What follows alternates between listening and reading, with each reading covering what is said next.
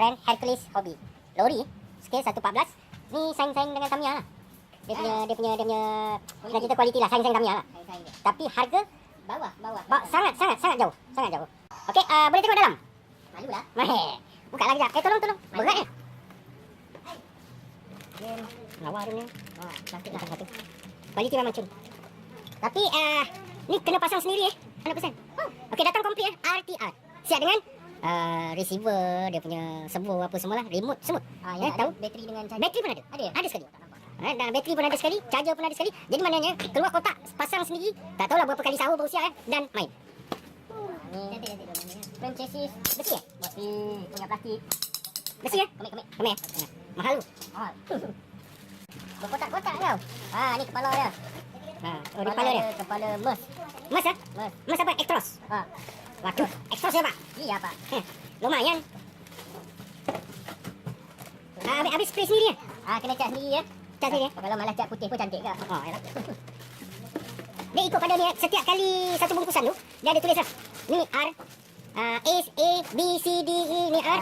Jadi, setiap bungkusan tu, kena pastikan bila kita dah keluarkan dia punya part-part ni, pastikan masuk balik dalam plastik ataupun cari satu bekas. Tupperware ke apa supaya R tidak bercampur dengan B, tidak bercampur dengan C. Bila bercampur, itu yang nanti kita sakit kepala. Ada part-part krom, front grill. Apa-apa tak lagi, aku pun tak tahu nak sebut lah benda. Ni actionnya housing. Sampai Y, Z, sampai Z. Q, Y. Memang bungkusan dia banyak setakat ni kita Dah sampai Y. dah sampai Y. Ini remote yang dibekalkan. Okey, remote 6 channel lah sebenarnya ni. Kita tengok kotak yang besar ni. Wah, ini barang-barang elektronik ni. Ni macam tayar dia. Memang kualiti tayar. Dia datang dengan motor tapi Sekali. tak boleh berapa turn. Motor sekali dengan EAC sekali. Rasa ni Ada servo. waterproof juga ni EAC ni. Servo dengan bateri sekali. Dia ada bagi bateri. Sebelapan. Ada bagi bateri sekali. Okey, tayar dia ini kualiti memang terbaik Tamiya lah. lah. Memang saing Tamiya lah, bang. Saing Tamiya. Tak boleh sebut. Okey.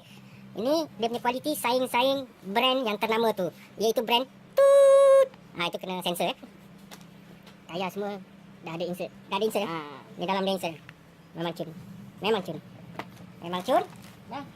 Boleh kita tengok sekejap dia punya. Okey, yang ini Eco. Kalau ikutkan sini, 1 kaki, 2 kaki, 3, 4 kaki lebih bang. Cantik. Jangan Saiz dah ada. Saiz. 1024 1024 mm, 1000 mm lebih 1 meter lebih. 1 meter lebih. Memang panjang, berat dia. Cuba rasa. Cuba kau rasa berat. Rasa. Berat. Cecah lah. Ada gas-gas hampir juga lah 4 kilo 5 kilo ni. Memang berat Boleh kita buka dia. Ini Eco dia. Malu lah. Yang mana? Ni kitab dia, pandai-pandai lah kau baca. Inilah barang-barang antara barang-barang ni.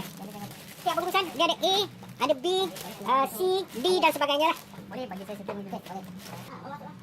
Besi cases dia. Setiap bungkusan jangan ditabu-tabu kena masuk dalam bekas elok-elok Kalau bercampur memang nyaya. Aku tak tahu kenapa ada tu.